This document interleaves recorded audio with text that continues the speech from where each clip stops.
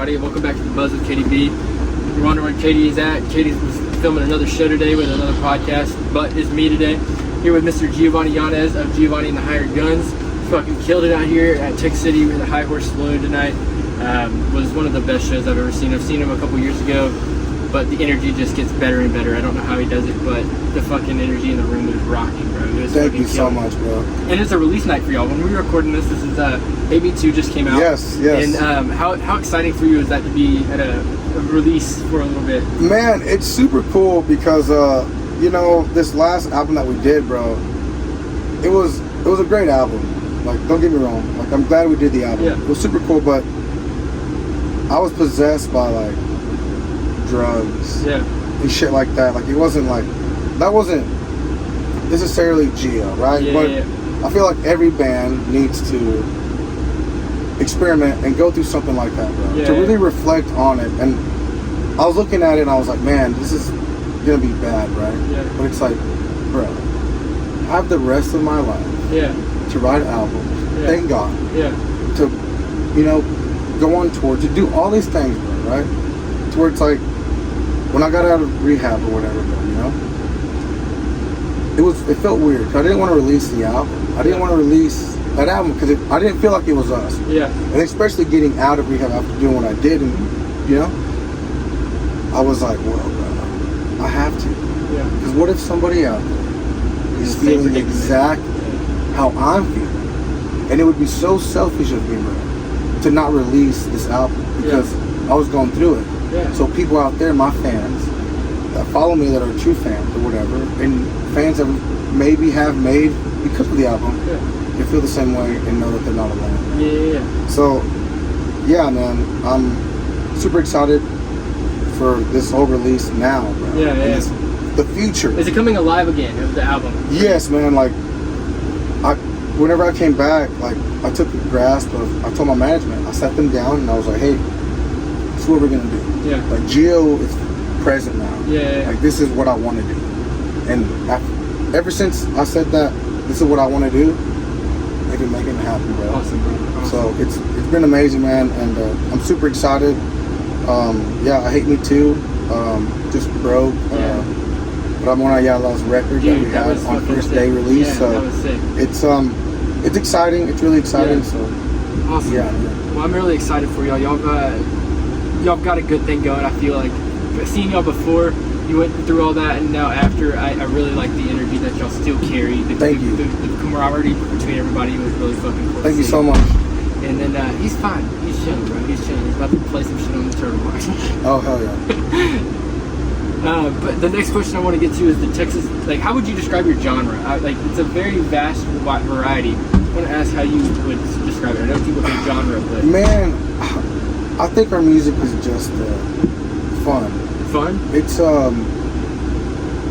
us. I really don't know how to explain it, man. Would you explain it as like Texas punk? Would you explain it as like rock?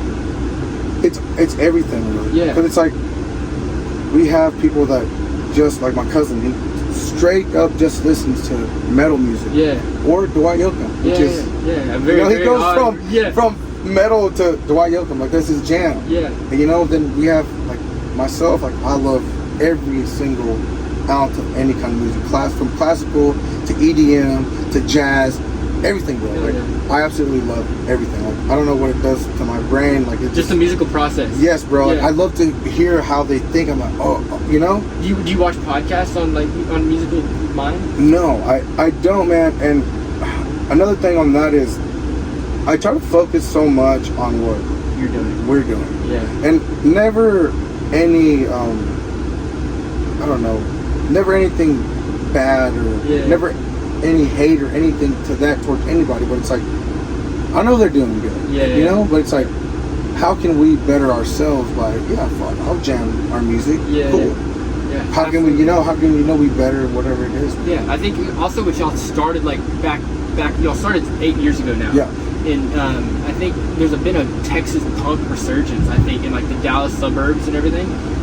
Tell me a little bit about what you've seen. Like the JT Reserves, the Vandaliers, those type of guys that are really bringing the country punk. Tell me so it's really, really cool, man, because I feel like we were one of the, we're not trying to take credit for any of that, but it's like, we knew what the Texas country scene at the time when we were first starting wanted to be, because we had, you know, at that time was before he is where he is right now. Like, we were all one thing at one point. And it was just kind of like, how heavy do we want to get? Code was already kind of heavy, right? So it's just like, let's just go a little heavier. Why not? That's already the kind of music we like. So, yeah, man, Code's one of my really good friends. I love him very much. And, you know, I tell him all the time, he was a pretty big inspiration to me, you know. He's a good guy to follow, bro. He's awesome. Everything he's been doing, and from music and in life in general. Because he's a great businessman. He has a great mind. We just went to his bar. They just opened up. Riot Room here in Houston. And so we went to that last week. We saw Cat Hasty. Yeah, that's cool, bro. And then we went there after, and that was really cool to see. It's just, he's established himself outside of music, which I think is a big step for a lot of people, and it's hard to do. Yes, sir. And it's hard to do. It's a beautiful thing to see. Speaking of some Texas venues here, you've recorded your Tejano Boys live at Green Hall. How cool is that to be like a live album at Green? There's so many cool people that have done that. It was super cool, man. Like, I really, really enjoyed it, bro. But I did not want to release that album. Really? Because I was so sick. Yeah. And in the recording, you can tell that your energy's down. But it's like, I'm just like, you know, I'm not like belting out the words. So that was one thing too, bro. And it's like, again, I was. Do you want to go back and re-record one? Yes. Yeah. But I know that when we do, dude. So there's this place in Michigan. Okay. Called the Machine Shop. Okay. Bro. It's like you walk. Venue? Yes. It's like you walk back in time in like a biker bar, but it's really clean biker bar. That's it. Like it is. They've had everybody from like. They've had everybody from like Anthrax to freaking. They've had everybody. What is that cap out at, you know? Bro, it's a little venue. Really? It's like 500 or something. Like 600. Have y'all played it before? Bro, we've like he invites you to come play. Mike, he invites you to come play at his Machine Shop. That's fucking and it's like the next live album. No shit. That's where I want it to be, because they're just this energy, bro. Yeah. When you hit that stage. Like some of the greatest of the greatest rockers have played in that venue, which is fucking so crazy. Yeah. And it just, dude, every time we go there, it's just like, I believe in that the stuff, aura, bro. Because sometimes, like, bro, you just have like in that day, I was just like, fuck, I don't really know. But then as soon as I walked on that stage, bro, at the Machine Shop, everything flew away. Boom, what's up? What's up? You know? That's cool. And you also played at Billy Bob's, which is another Texas great scene. And do you think you'd fall more in line with the rock heavy venues versus the country Texas scene? Man, do you like more? We really enjoy both, and are really blessed that we can do both, man. The Billy Bob thing, we usually did it around Christmas time, man. Yeah. And we did like this whole Toys for Tots kind of thing, just to give back to the people, bro, you know? And, but yeah, played it a few times on our own, and it's fun, it's good, you know? And, so yeah, man, Billy Bob is a great venue, bro. How about that green room? The green room is awesome. I can't wait, hopefully one day, to put our hands in concrete. But until then, bro, I don't know. I love playing Billy Bob, and I love playing the rock and roll venues that we do get to go and play. Hell yeah. And so back to recent life for you. You've been hitting the gym, and we were talking about this a little bit before, and you've been golfing like a motherfucker as well. How's that been to be able to see yourself in a healthier light than where you were a year and a half ago, and everything like that? Man, so it's I started reading this book called Discipline is Destiny. And I started reading this book, and I'm like, man, I don't do anything. Like, I'm really blessed that I don't have a 9-to-5 job. Like, the fans, music, you know, made me be able to focus on just that. And I was like, man, I need to get on a routine. Like, I just wake up and what I do, eat breakfast on the couch, watch TV, then play video games, eat Cheetos, try to write a song. Like, what kind of life is that? You know? So I was like, I need to get disciplined. I was talking to some of my best friends, or my best friends are in the band. You know? I talked to my buddy Ryan, bro, and I'm just like, man, I need to do this. I need to do something for myself, like a commitment. Like I want to be a person that's reliable. That when you call me, I'll have a solution or a way to get to you or whatever. Yeah. I want to be the guy that people rely on, because I have so many people like that in my life that I can rely on them, but can they honestly and truly rely on me? Yeah. And that's a hard thing, is like when you're going from a not sober to sober, like that. Oh yeah. That's a hard thing for people to walk a bridge on. And then it's also crazy because people just still kind of look at you like, yeah. But those are the people that you need to motivate you and be like, I don't need to prove anything to you. Yeah, exactly. It's between me and my God. Yeah. You know? Yeah. So, yeah, man, it's been really amazing, bro. And it's kind of upsetting because it's like, now doing this whole thing, like I'm about to be on week 6 of me going to the gym, and I'm just like, what took me so long to like, because God gave you a temple, bro. Yeah. And you're supposed to take care of the temple. Like, you know, and I feel like I've just been abusing it for so many years. Yeah. And you know, better late than never, bro. So it's really cool, man, seeing where I'm at now, and you know, we'll be in a year. And it's really neat people, man. Everybody's been really. Did you go work out with the guys? Oh, bro. Ryan. Yeah. Ryan, he's what guy I go work out with, and then another artist, Texas country artist named Dalton Torres. Dalton's fucking killer, man. Bro, man, we hit the gym, bro, and us 3, bro, and it's nuts how long we're in there. It doesn't even feel like we're in there that long, but we're just grinding. We're in our zone, you know, and it's just, I'm really blessed, bro, and I'm really happy, and I feel real healthy. I feel like now, I told Ryan the other day, I'm like, bro, I feel like now if something were to go down, if anybody need me to drag them out, if anybody need me to pull them, if anybody need me to do, just be a hand. I can. You don't feel limited no more. Well, because now just the confidence or whatever, you know, I don't know, man. It's really good. Awesome. I'm really happy. Awesome, bro. I want to talk a little bit also about covers. So you played a couple here tonight, which were, I aren't cut or anything, and it was sometime the first one here. You played some Metallica. You played some crazy shit tonight, which is really cool to hear. But I want to talk specifically about your Plume cover. Is that going to be something that you want to cut, or is that just going to be something like on the social section? So Austin, my buddy that plays the drums, dude, he's 15, 16. I'm sorry, no Austin. way. I don't. Yeah, dude, he's young. Dude, he was fucking. So, yeah, he asked me, "Hey, dude, do you want to come jam some songs?" I'm like, "Yeah." I show up. We're trying to pick out the songs. I'm just like, "Screw it. You know In Bloom?" Yeah. He's like, "Yeah, I know In Bloom." I was like, "Let's do In Bloom. Like, let's just try it, you know." Yeah. So, yeah, man, he started playing it, and we ran through it one time, and then we just kind of recorded it, and everybody was just kind of like, you know? Yeah. So it felt really good, bro, and I think that's whenever it slowly started to become, my frontal lobe started like developing, because it's just like, this is what I'm supposed to be doing. Yeah. You know? Like, I don't know, man. So it's been really great. I'm going to insert a clip here of Katie Will. Y'all just went off on, well, you didn't see that, but now we can throw back in. Yeah. But y'all just walked out on stage and then went on encore, but y'all were playing Metallica in the back. How important is Metallica in that type of like rock heavy and like? Yeah. How heavy has that been an influence? So Metallica's been a really big influence on just the energy. But then the last one we walked back on is actually AC/DC. Yeah. And it was Hell's Bells. Yeah. They're my favorite band, bro. Like AC/DC, okay. Bro. They're my favorite rock band. I remember my dad on Christmas or my birthday gave me the Back in Black CD of AC/DC, and then I started digging into Dirty Deeds, the Big Balls, all that shit. I'm just like, what? As a kid, I'm like, I got big balls, you know, like he's got. I'm just like, what the fuck, you know? Bro, I got to see him at AT&T Stadium, right? I see Angus, I see, you know, James, all them, bro. I have my phone out, and Angus starts doing the duck walk, bro. You haven't had a body experience?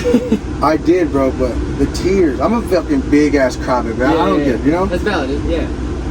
I wasn't like that crying, but I could not. Yeah, me too. Bro, I couldn't. My tears were just like, it's like you opened up like on the cartoon when they open up a water faucet hose or whatever, fucking the eyes. Bro, non-stop, but I wasn't like trying to catch my breath crying. Like it was just It's subconscious. Brother, it was that little kid in me that's like, you're here, and you're watching them live, like literally live. You're not hearing them on CD or watching a tribute band. You're literally hearing the actual AC/DC, bro. And yeah, man, so that mean a whole lot, bro, because it's like every kid or every person that's listening to AC/DC wants to fucking be AC/DC. Yeah, for sure. You know, dude, so it's like, but they're also the vibe. Yeah. The vibes and the energy of the bands are what I like. Like, yeah, you can have the greatest songs in the world, right? You can listen to them. You can't carry yourself. How good do you perform? Yeah. You know? Yeah. So yeah, man, Speaking of, you were just talking about CDs. Are you a big physical media guy? Like, do you collect vinyls? I know you got one here. Do you collect vinyl? Brother, I don't, man. I was gonna. It's I'm sure it'd be great. Yeah. You know, but I really don't try to let too many things distract me. Yeah. From, you know, I'm trying to live pretty simple. Yeah. And this, like, wake up, hit the gym or whatever, read a book. Yeah. You know, just keep it super simple, bro. Yeah. And I don't know, maybe one day when I get old, I'll want to. Well, that's our big thing. Is like when we interview people, we like to gift a vinyl, and I didn't know what direction to head because I was like, do I get him a Romina Ayala vinyl or do I get him a Selena vinyl? But I envisioned you probably had a Romina Ayala vinyl, and I would have bought the right one you had already. And Selena vinyls were fucking expensive and shit. And so I was like, what the fuck? Counts. Yeah. And so I was like, I always want to gift media, awesome, you know, and media's a big thing for me. Is because if I can physically hold something that you have equity. So that's noted. Now I got it noted. I feel like you're a big fitted dude, and I've seen you in fitteds as well, and that's a collection that people acquire a taste for. And vinyl's my niche, and I think I really encourage you to find that niche. It's really cool to go find some shit like that. For sure, bro. But yeah, another crazy question.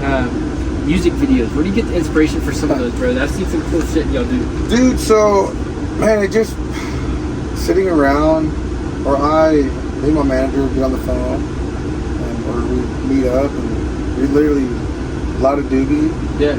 Hit it, listen to the song, and we'd just be there, just like, dude, what if, or bro, what if, or what if this? Oh yeah, and then this happened. Oh yeah, you know, like it's literally like that, bro. Like, I don't know. It's I think it's the girl from Ramona Ayala is in the I Don't Mind, and then from the I Don't Mind and the Overrated, she's all in all three videos, and it's just like it's like a progression series of like. You know what it reminded me of? The I don't know if you've ever watched the T Grizzly, the First Day Out type shit. He has videos of like a progression. You have to look it up. I will, bro. He like going through this like crazy story is what he calls it, and it's pretty funny. But yeah, I think that I've noticed that. Yeah, dude. So I don't know, man. A linear line. I feel as an artist, you just need to have fun. Yeah. And later on in life, you'll look back and be like, yeah, you did that. That was me. Yeah. You know? That's awesome, bro. Yeah, man. Got a couple more left for you here. What's a happy go-to song? Like when you're going to the gym with the boys and you're about to just get a good pump in, what's the happy song you turn on and just get everybody hyped up? Oh my God, it has to be probably Dolph, Young Dolph. Oh man. yeah. Probably Young Dolph. Shots? No. Overplayed. Mine would probably be Dumbest of the Dumbest. Okay. It's just like pull up to the club, always back to back. That's like, you know, like yeah, dude. It's a great song, bro. I love that song. Any sad song that gets you in your feels and you're like, fuck. Desvelado. Who's that? By Bobby Pulido. I have to look that up. I don't speak Spanish. So we just brought up Selena, right? Yeah. Okay. He wrote this song for Selena. Like he had a crush on her. Yeah. And he would hear her singing on the radio. And he's in the song. He's just like trying to wonder how he could talk to her because she's married. Yeah. So he was never gonna get a chance with Selena. So he's literally watching one of the love of his life. Yeah. Hear her on the radio, and then knowingly she's with another man. Yeah. So it's just like it just tears your heart out. Yeah. But just the way you sing it, bro, you should listen to it. It's really good. It's in Spanish. Yeah. I'm a big Chalino Sanchez fan. Like, okay, Chalino. I do. Yeah. I have some of him on vinyl, and like Like, I don't understand a lick of shit he says, but I fuck with the vibe, and that's a big thing for me. Like you were saying earlier, vibe is in music is a transcendental thing. Like, you can get it if you speak the language or don't. Yes, sir. And Chelino's been one of those, like, fuck. And I I'm a little cheese, man. Yes, bro. Dude, yeah, you should start covering some Chelino. That'd be sick as fuck, dude. Cut one. That'd be dope. That'd be awesome. I'm a big, I can't remember the other guy. La Cumbia. Cumbia Kings? I don't know if it's La Cumbia Kings, but it's Grupo G, I think. Okay, yeah. And they got a La Cumbia song, and I want to get one of those on vinyl. But yeah, I'm big into the vibe of music, and if I don't understand what you're saying, I fuck with it even more. So it's pretty cool that you like Chelino. Yeah, y'all are on the road a lot, all over the country. Best favorite food cities all over the country. Like, can you give me a top 3? Big John. What city is that? The steak sandwich. Where's that at? Michigan. Dude, everything's so good. And like Chicago, like everything's so Chicago. Shout out! I want to get like a condo in Chicago. Yeah. And like have like Christmas in Chicago when it's like snowy and stuff. I love Chicago. The pizza there, the meat sandwiches in Chicago. Any place you go, Big Mike's a great spot. Hell yeah. For tacos, probably LA, bro. You can't anywhere on Over South Texas. Yes. Really? I'm so sorry. I am so sorry. But yes, because here we have Tex-Mex. Yeah. It's good. It's great. We kill it. You can't find a Tijuana or... But over there, bro, it's puro pinche mexicano. Everything, bro. On the street corner, bro, off of trompo, agua frescas, whatever. Yeah. We get the watered down version. For sure. You know, when I went to Cali and did the whole little thing I went to go do, bro, you know? Yeah, bro. I learned a lot of stuff over there, bro, but that facility, bro, I read an article on the facility I went to, bro, and some guy was a plant. Like, he went as like a reporter to do that rehab center because he heard that place is. Yeah. And he's just like, bro, it's like it's prison lingo, like that inmates or the patients have to keep everything spotless. Like, that's crazy. It's military folding the beds. Like, you have to wake up. Did you check yourself in? If you don't mind me asking? Oh my band. Cool, bro. You know, that's awesome. But it was. They're looking out for you. Yeah, bro. Awesome. But it was really neat, bro. It was. I'm really good. I went to a facility that was that hard. Yeah. That it was. Wouldn't let you just walk away. No. I mean, you could, because they were like, hey, the gates are. Yeah. But it was literally closed off to where it's just like, if you had a warrant or something and they knew that you were in there, but you're trying to better yourself, they would close the doors on the police. Like, LA sheriffs were not getting in there. That's crazy. So it was really cool, man. I'm really blessed. So shout out Impact. Thank you so much for helping me and getting me back on track. But it was, if you're a real addict, you need to go to Impact, because that place, bro, that's some hard shit. And I think it's a big thing for people that there's a hidden scene in the music scene, and I've seen, like, as an outsider, there's such a dark, dirty, grimy side of it that people can get trapped in, and I think it's really important for you. It's so easy too, bro. It is, man. So easy, bro. And I think it's so important for you as you're still a young cat in the scene. I know you just turned 30 like a year or two ago, but it's so important for you to be an older for the 20-year-olds that are trying to get out of that stuff. And I think it's beautiful that you do that, man. Yeah, as open as you are. Thank you, bro. And like I said, man, I feel like God gave me a platform and a voice to show people that it's okay to cry. Yeah. I'm a man. Yeah. You know, I'm a tough motherfucker, but I cry. I don't give a fuck. Yeah, you know? It's okay to cry. It's okay to experience whatever you need to experience, bro, because it's our first time living at the end of the day. Yeah. I don't know what the hell I'm doing. Yeah. So what? Why beat yourself up over a mistake? 100%. Cares? Get over it. Just brush it off. Don't dread on it. Be better tomorrow. That's right. Yeah. Do better, bro. That's it. One last question for you. You're very strenuous in your vocals. Have you ever had a horror story of straining where you can't play, or any type of horror story like that? No, man. You know. Or do you take vocal coaching? No. No way. Nothing. I don't do no fucking vocal exercises, no treatment, no. That's crazy, bro. I don't know, man. Did rock and rollers do it back in the day? I don't think so, bro. Alright, so. Yeah, fucking cut it, bro. Man, wow. Gio, you're fucking. That's crazy, bro. You know what I mean, man? So. I don't know, it's just me. Yeah. Everybody has their own thing. Everybody wants, you know? fucking killer, bro. Oh, Gio, yeah, thank you so much for joining us. This dude's a fucking killer. Shout out to Weezer. She wanted us to come over here, and I've got a couple things. One last thing we do on everybody that comes into in-person podcast is they sign a random item. You don't sing a lot about physical items, which kind of pissed me off because I wanted to find something like deep. But I got a fucking rooster here. And bro! Kindly sign my rooster. I Sign would, my cock. I would love this on your fucking cock, dude. Oh my gosh, brother. This goes on our entertainment center, so hell yeah, bro. And then throw them on. Bro, bad fucking go get ass. you a vinyl, bro. Go get you a cock or something. Go get you a cock or something. There you go, Gio. Dude. Thank you so much. Thank you so much, brother. Thank you so much for giving me the time to come on here and crash your party. Thank brother, you, anytime you ever want to come crash our party, dude, you're always welcome. Yeah, 100%. I can't wait to see what hope this relationship continues to grow. Bro, for sure. I'll DM you some stuff, so appreciate you, bro. Thank you so much, bro. Appreciate you so much.